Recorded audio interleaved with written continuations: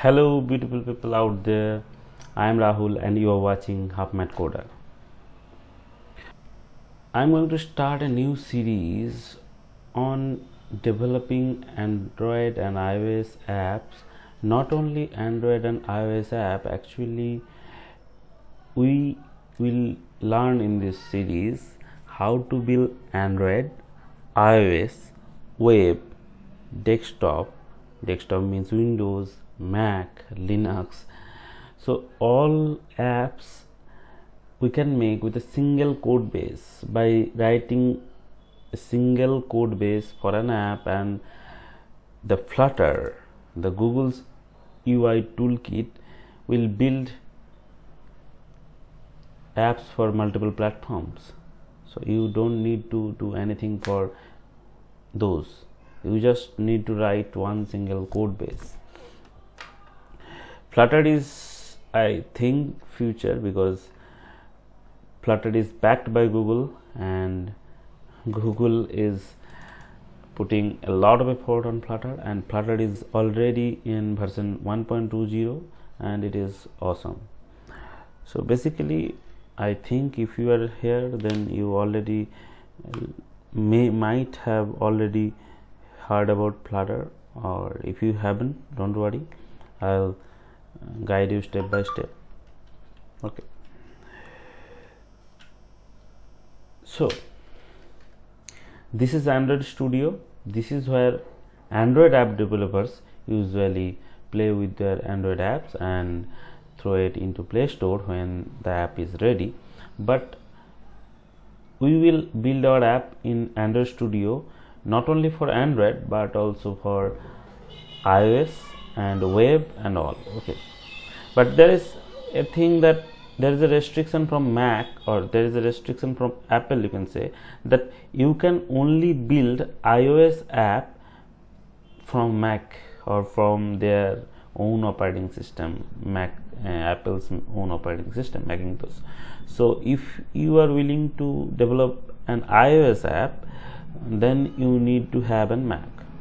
Okay, or if you haven't, then don't worry, you just write your code on Windows or Linux, and then whenever you are going to publish that code, then you borrow a MacBook from from any of your friends, then run it there. And if you don't have any friend who have a MacBook, then I cannot help you. Okay, so basically I have named this course Flutter 0 to Hero. This is going to be the most comprehensive course in YouTube available right now on Flutter. By the name itself, you can understand that I will teach you from zero, that you don't need to have any programming experience or any programming knowledge. Like you may have not coded a single word or single line of code you have written, then also you will be fine in this course, because I am going to teach you from the ground. Okay, and if you are a intermediate or beginner level programmer, then also don't need to worry like I'll get bored or something. I'll say like skip this video if you know that, and skip this video if you know these. Just skip those videos and you will not be bored. Okay, so the prerequisite of the course is obviously no prior knowledge of coding, as I have already said, and by saying this I mean it. Okay, and the second prerequisite is a PC or Mac which can run Android Studio or VS Code. That is all you need. Okay,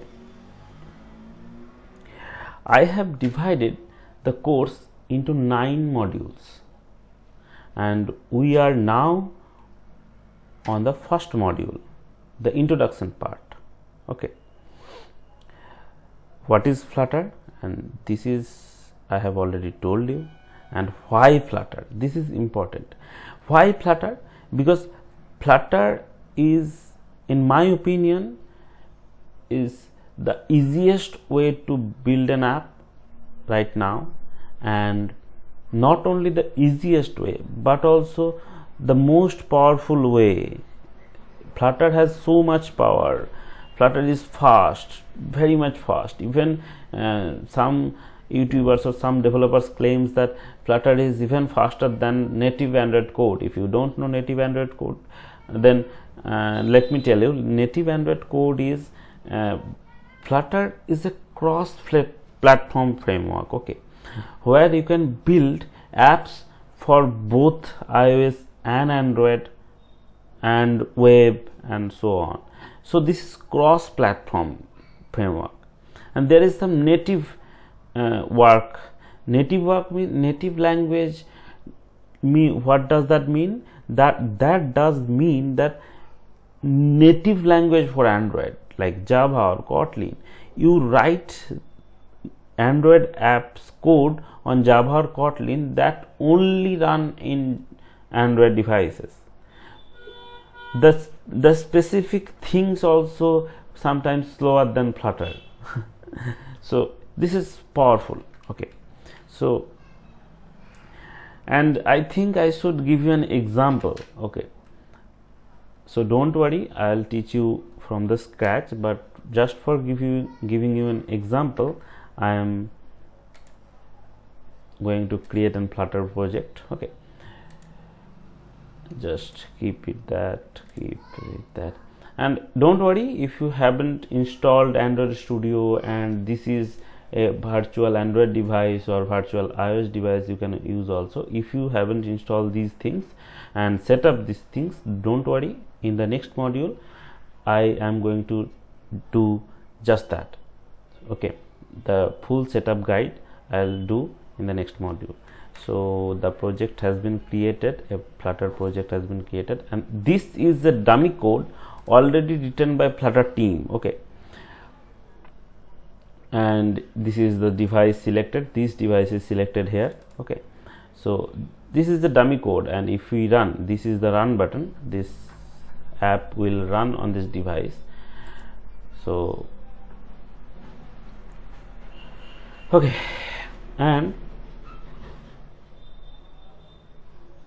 so basically what I am going to do now is to explain why Flutter. I am going to write some code for just giving you example, okay.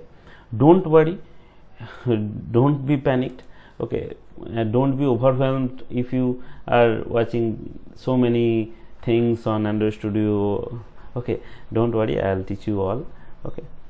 So basically let me cut all the code because you will feel confused this way. I haven't cut this code because, and this was that code which I have already cut. So this was that code written already. So this is a simple counter app, okay, leave it.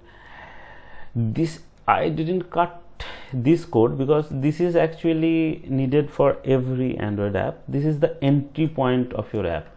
This my app is your actual app, and this is the entry point of that app, like this main method, and that main method is saying run app, my app. This is the entry point, okay. So let me create an stateless or stateful. Actually, if I type along in the Android Studio, you can see proper suggestions they are giving me, okay. And in Flutter everything is a widget, like this button is a widget, this app bar is a widget, this text is a widget, everything is a widget, okay. So let me create a stateless widget. Don't worry, I'll give you a detailed explanation what is stateless widget and all. For this is just a demo, so I am not giving the full explanation. In the first module I'll give you all the explanation.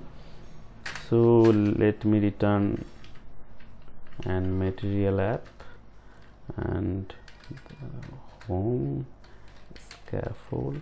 So what I am going to do is I am going to explain you from this part, because this the other part is required by almost every other application, and I will give you proper explanation of everything. Okay, so just for the time being, let me start with this. Okay, so this scaffold, and now if I run this code on this device, then you can see a blank screen, an empty screen. So this scaffold is, what does that scaffold means? This scaffold mean an empty screen or a blank screen on the device. Okay, and after this scaffold there is a opening brace and there is a closing brace. So in the empty scaffold there is nothing, because inside this braces there is nothing. So if I want to put something in this blank screen, I have to put that in here. How? Let's say I want an app bar on the top. Like if you are a regular Android user, you have already seen in many apps like Gmail or WhatsApp, like that. So I am just want to get an app bar on the top. So scaffold has a property called app bar. What does that mean? It means that in the scaffold, what I want in app bar, I can put anything. So in app bar I am just going to put an app bar only. Okay, this is the Flutter syntaxes. Don't worry, this is going to be very simple, like that simple. Like scaffold has a property called app bar to define what is going to be in the app bar, and I am just saying that an app bar. So if I run the app for done, though you can see that just by writing these 8 or 9 characters of code, this has been created with some elevation and with some nice styling, with some color already predefined, and obviously there is nothing, because inside the app bar we have not described that what we want. So if I want some title on the app bar, so I have to define that. How do we define that? Just like we have defined inside the scaffold. Like just inside the app bar, let me define a title, and in the title I am going to put some text. So putting some text in Flutter, we can do that by this demo app. Okay, so if you are feeling like so many things, there is not so many things, and if you are feeling like where do I came to know, then let me tell you. Here the flutter.dev, here you can find everything. Okay, so I'll eventually teach you how to know these things. Okay, that what we can put inside app bar and how we can put everything. But you can see that just these 4 or 5 lines of code, we have built an app bar with a title on the app bar with a nice style. Okay, you didn't have to do anything. And now let's say we want a floating action button over here, like in Gmail you can see a floating action button. So just like that, if we want that, then on scaffold there is a property called floating action button. Okay, and so this property define in this property we can pass that in floating action button property what we expect. So we actually floating action property also we just expect some floating action button. Okay, so just by writing this line, okay, if I now save, then you can see that there is a floating action button created with that beautiful round shape and an elevation and the shadow behind and the beautiful already predefined color, and of course you can change these and these colors also. So it was that simple, like just these 4 lines of code, and this has been built. And if you say that like in the body of the scaffold we want to put something, like in the body put some text.